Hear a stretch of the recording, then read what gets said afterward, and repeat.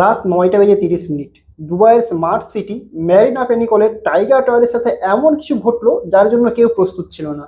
2011 সালে নির্মিত 67 তলার সুউচ্চ 764টি অ্যাপার্টমেন্টের এই বিলাসবহুল বিল্ডিং এ আবারও একবার এরকম ঘটনা ঘটতে পারে কেউ আশাই করেনি। গত 13ই জুন রাত 9:30 কেউ রাতের খাবার খাচ্ছিল, কেউ ঘুমানোর প্রস্তুতি নিচ্ছিল, কেউ বা ঘুমিয়ে পড়েছিল। কিন্তু এমনই সময় ঘটলো এক অদ্ভুত ঘটনা। হঠাৎ দুবাইয়ের আকাশে লাল আভা, আশেপাশে টাওয়ার থেকে এবং দূর দূরান্ত থেকে বোঝাই যাচ্ছে কালো ধোঁয়ার কুয়াশা।